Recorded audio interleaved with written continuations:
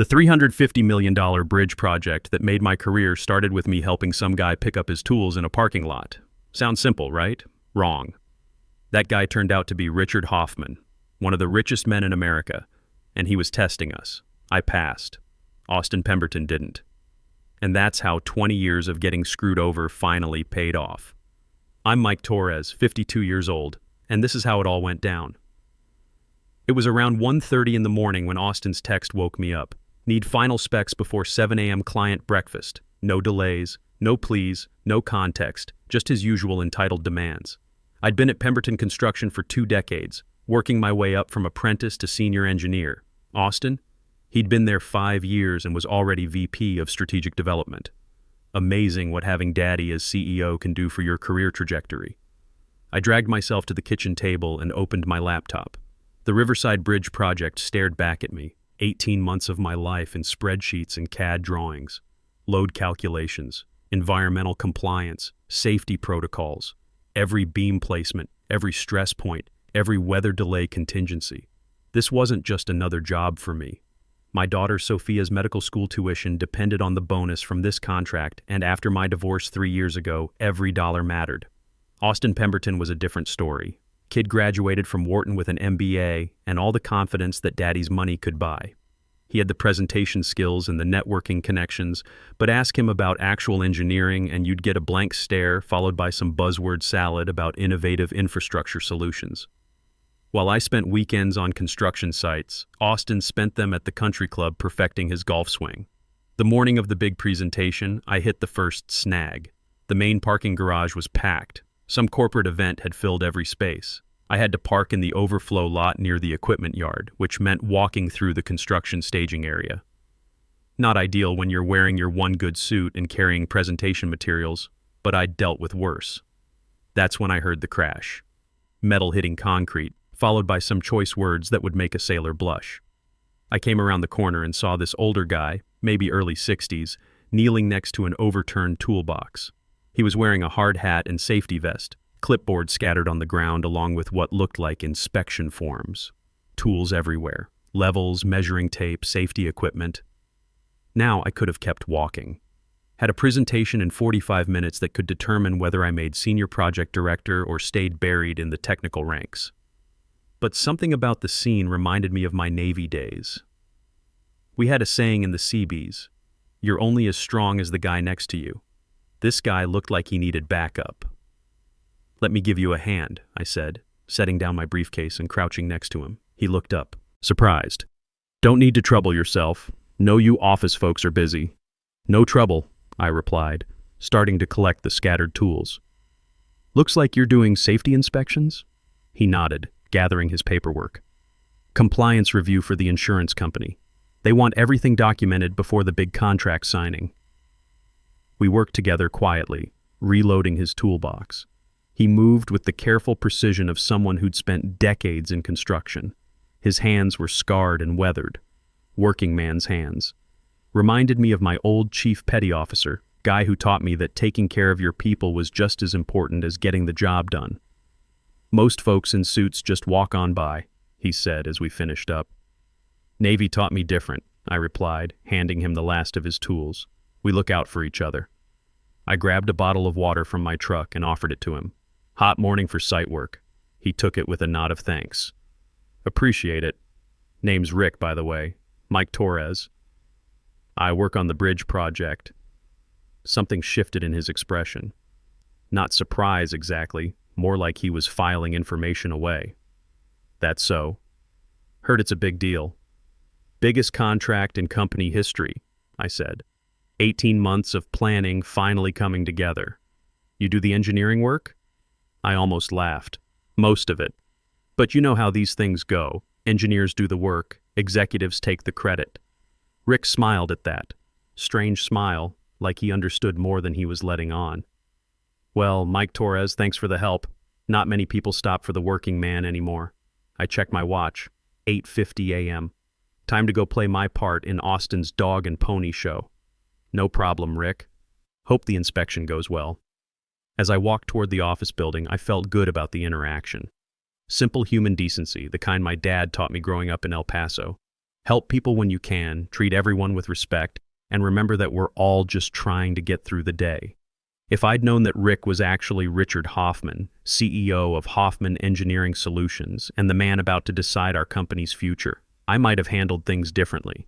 But looking back, I'm glad I didn't know. Because what happened next proved that sometimes doing the right thing for the right reasons is exactly what the situation calls for. I reached the conference room with 5 minutes to spare, straightened my tie, and prepared to watch Austin take credit for my work one more time. What I didn't know was that this time would be different. Very different. The conference room was Austin's kingdom, and he ruled it like the prince he'd always been. Floor-to-ceiling windows, mahogany table that probably cost more than my truck, and Austin positioned at the head like he was about to cure cancer instead of present a bridge design he couldn't have drawn with a ruler and crayon. I took my usual spot in the back corner. 20 years of these meetings had taught me to stay invisible until someone needed actual answers. Austin's presentation materials were spread across the table.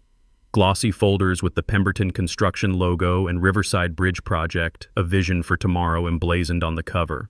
My 18 months of calculations and engineering work repackaged as his strategic vision. "Good morning, everyone," Austin began, flashing that $1 million smile he'd inherited along with his trust fund. "Today marks a pivotal moment for Pemberton Construction." Charles Pemberton, Austin's father and company CEO, sat 2 seats down looking appropriately proud. The man had built this company from nothing 30 years ago, but somewhere along the way he'd developed a blind spot the size of Texas when it came to his son's actual abilities. The potential client sat across from Austin, quietly reviewing documents. Well-dressed guy, probably early 60s, taking careful notes. Nothing about him screamed billionaire, but these investment types rarely did. They let their bank accounts do the talking. Austin launched into his presentation with the enthusiasm of a game show host. Our innovative approach combines cutting-edge engineering with sustainable development principles. The Riverside Bridge represents more than infrastructure. It's a testament to visionary leadership. I bit my tongue. The only vision Austin had was seeing his name on the project credits. While he talked about revolutionary design concepts, I remembered the late nights recalculating load distributions and the weekends spent on site making sure our specifications matched real-world conditions. The structural integrity analysis alone required months of sophisticated modeling, Austin continued, clicking through slides that displayed my stress calculations and load tables. We've accounted for everything from seismic activity to extreme weather patterns. The client looked up from his notes. "Tell me about the foundation work." Austin didn't miss a beat. Extensive geological surveys revealed optimal bearing capacity at 47 feet below grade. We're using drilled shaft foundations with reinforced concrete to handle the vertical loads. That was actually correct, which surprised me. Austin had clearly memorized the technical summary I'd written, even if he didn't understand what it meant. "What about lateral stability during construction?" the client asked. This time Austin hesitated, just for a second, but I caught it. Our phase construction approach ensures stability throughout the process. The client made another note. His questions were getting more specific, and Austin's answers were getting more generic. I could see sweat forming on Austin's forehead despite the air conditioning. "The environmental impact assessment mentions wetland mitigation," the client continued. "How are you handling the offset requirements?" Austin fumbled through his notes. We've coordinated with environmental agencies to ensure full compliance." That wasn't an answer, and everyone in the room knew it. The client set down his pen and looked directly at Austin.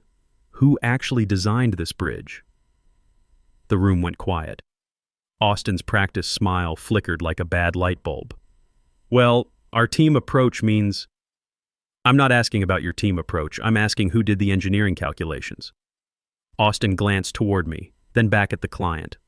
Mike provided technical support, but the overall project leadership and design vision came from Mike. The client turned to look at me. "Stand up." I felt every eye in the room shift to the back corner. This wasn't how these meetings usually went. I stood slowly, wondering what the hell was happening. "You designed this bridge?" the client asked. "Yes, sir. The structural design, foundation specifications, and construction sequencing are my work. The environmental mitigation plan?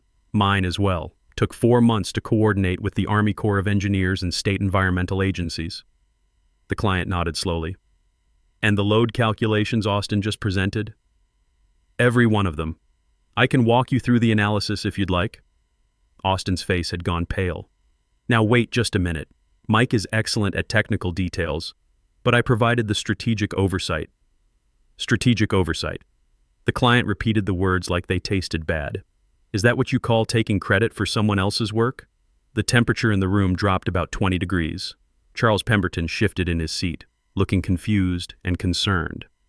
Austin opened his mouth, but no words came out. That's when the client smiled, not a friendly smile, the kind of smile a shark gives right before dinner. Mike, we met this morning, didn't we? My stomach dropped through the floor. Rick? Richard Hoffman, CEO of Hoffman Engineering Solutions. And you helped me collect my tools when my inspection cart tipped over. The silence that followed could have been measured with a calendar. Austin's mouth hung open like a broken gate. Charles Pemberton looked like someone had just told him his company was on fire. You were testing us, I said quietly. Standard due diligence. I always want to know who I'm really doing business with. Hoffman turned back to Austin. And now I do. He closed his folder with surgical precision. I'm only working with Mike. Non-negotiable. Austin found his voice. This is ridiculous. I'm the project lead. Mike doesn't have the client management experience. He has something better, Hoffman interrupted. Integrity. I saw it this morning when he stopped to help someone he thought was just a working man. While you... Hoffman looked Austin up and down. While you walked past without a glance. Game over. Austin's carefully constructed empire was crumbling in real time, and everyone could see it happening. The meeting ended with handshakes and promises, but I knew the real war was just beginning. Austin might have lost the battle in that conference room, but guys like him don't go down without taking everyone else with them. Daddy's money and company influence gave him plenty of weapons, and I'd just painted a target on my back the size of a billboard. Hoffman left with a firm handshake and a promise to have his people contact me directly about project details. Charles Pemberton looked shell-shocked, like someone had just told him his golden boy wasn't actually made of gold. Austin slipped out during the congratulations, but not before shooting me a look that could have melted steel. I should have seen the retaliation coming, but I was still riding high on actually being recognized for my work. 20 years of watching other people take credit, and finally someone with real power had called them on it. For about 4 hours, I felt like I'd won something important. Then my computer access got cut. Temporary security review, the IT notification said. Please contact your supervisor for restoration timeline. My supervisor being Austin, of course. My project files vanished like they'd never existed. Email forwarded to Austin's assistant for coordination purposes. Classic corporate warfare executed with the precision of a surgical strike. By lunch, I was effectively locked out of my own project. 20 years of institutional knowledge, 18 months of bridge calculations, and my entire professional identity reduced to a guest login that could barely access the company directory. Patricia Williams from HR called around 2 p.m. Patricia was good people. Former Navy herself, worked her way up from administrative assistant to HR director over 15 years. If she was calling, it meant someone higher up the food chain had given her marching orders. Mike, I need you to come in for a discussion about some concerns that have been raised. What kind of concerns? Her voice carried that careful neutrality HR people perfect when they're delivering bad news. Austin mentioned there may have been some unauthorized client communication, protocol violations. I almost laughed. He's claiming I violated protocol by helping someone in the parking lot? Just come in at 4 p.m. Bring any documentation you have regarding client interactions. The beautiful thing about 20 years in corporate America is that you learn to cover your ass with documentation. Navy training taught me to keep records, and watching other good engineers get thrown under the bus taught me to keep better records. Every email, every calculation revision, every meeting note, I had copies of everything stored on my personal drives. I spent the afternoon building what I privately called my nuclear option file.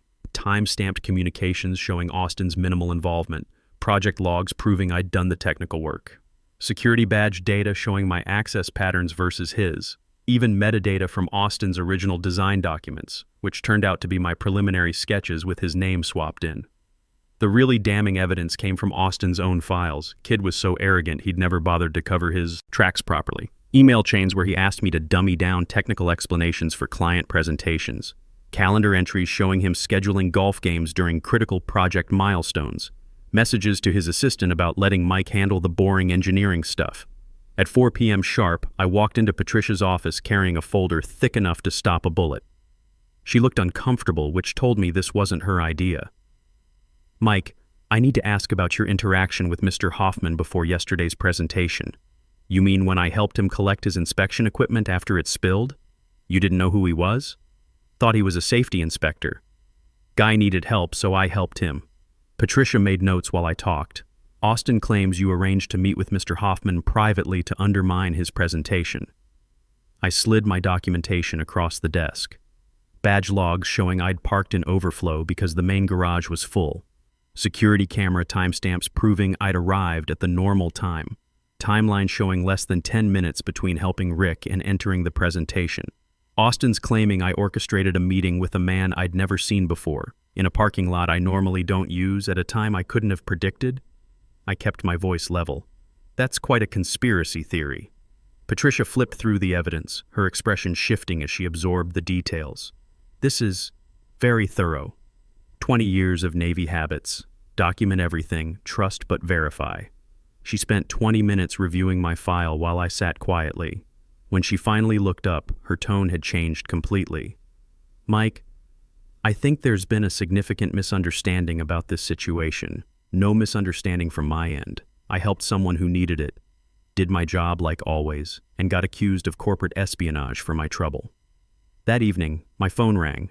Thomas Russo from legal, calling from his personal cell instead of the office line. Thomas was old-school corporate lawyer, the kind who'd rather prevent problems than solve them after the fact. "Mike, we need to talk about the Hoffman engagement. There are some complications with the current project structure." "What kind of complications?" "Mr. Hoffman's people contacted us directly this afternoon. They want you designated as lead project engineer with full signing authority, effective immediately." I felt something shift in my chest. Not victory exactly, but the first taste of actual justice in 20 years. "And Austin?" Thomas paused. "Let's just say his role is being reevaluated by people much higher than either of us." "How much higher?" "Board level. Emergency meeting tomorrow morning. Mike, whatever you did to impress Hoffman, you just changed the entire power structure of this company." I looked out my kitchen window at Sophia's medical school acceptance letter, still pinned to my refrigerator. Sometimes doing the right thing pays off in ways you never see coming. The emergency board. The meeting was scheduled for 8 a.m. sharp, which in corporate terms meant someone's career is about to end. I arrived 15 minutes early, partly from Navy habit and partly because I wanted to see Austin's face when he realized how badly he'd miscalculated. The boardroom was Pemberton Construction's inner sanctum. Mahogany panels, oil paintings of previous company presidents, and a table that had seen more power plays than a Washington back room. Charles Pemberton sat at the head looking like he'd aged a decade overnight. Helen Armstrong, the board chair, had that steely expression she wore when quarterly numbers disappointed. Thomas Russo from legal had a stack of documents that could choke a horse.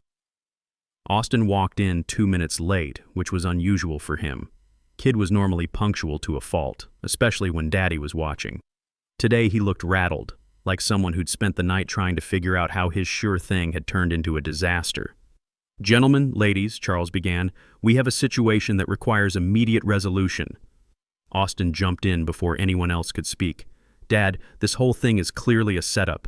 Mike must have contacted Hoffman beforehand. There's no way a random encounter in a parking lot." "Austin!" Helen Armstrong's voice cut through the room like a blade. "Sit down and be quiet." I'd never heard anyone talk to Austin that way, including his father. The kid's mouth snapped shut like a trap. Helen opened her folder. "We've conducted a thorough review of project documentation and communications. The results are illuminating." She slid a report across the table.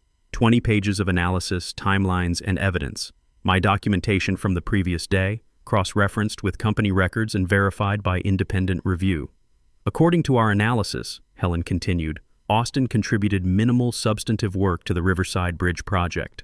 The engineering design, environmental compliance, and construction planning were primarily Mike's responsibility."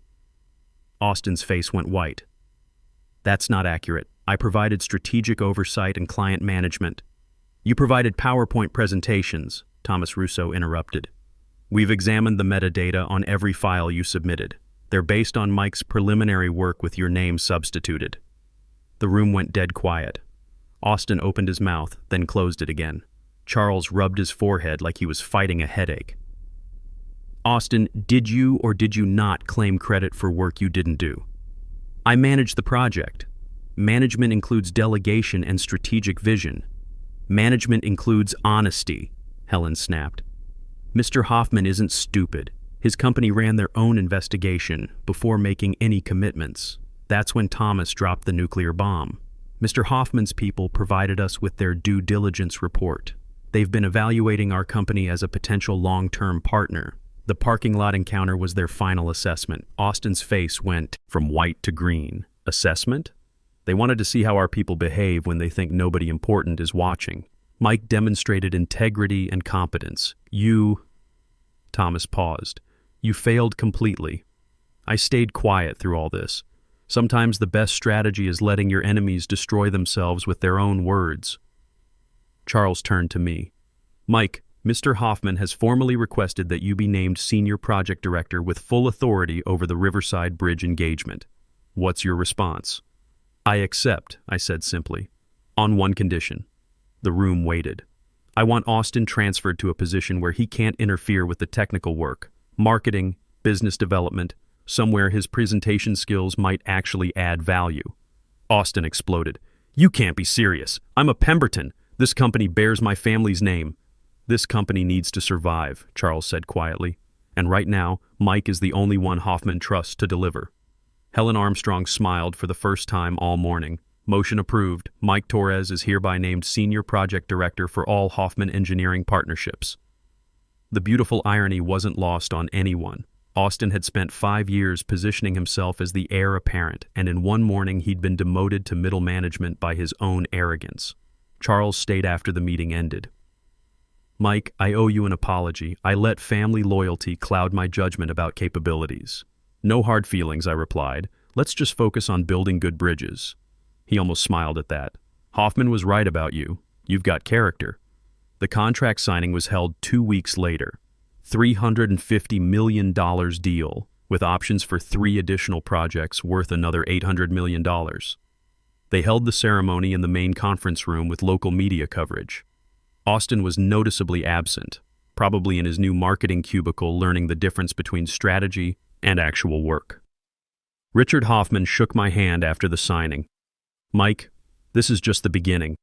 I've got infrastructure projects across 6 states that need someone with your attention to detail and integrity. As I drove home that evening, I thought about the lessons in all this. Sometimes doing the right thing pays off in ways you never expect. Sometimes helping someone with spilled tools changes your entire life trajectory. And sometimes, just sometimes, competence and character actually matter more than connections and corporate politics. My phone buzzed with a text from Sophia. Saw the news coverage, Dad. Medical school tuition is looking a lot more manageable now. Proud of you. I pulled into my driveway and sat for a moment, looking at the house I'd almost lost during the divorce. The promotion came with a 40% salary increase and stock options. Sophia's future was secure, and for the first time in years, so was mine. Best $350 million I ever earned. And it all started with helping a guy pick up his tools. Sometimes the good guys actually win.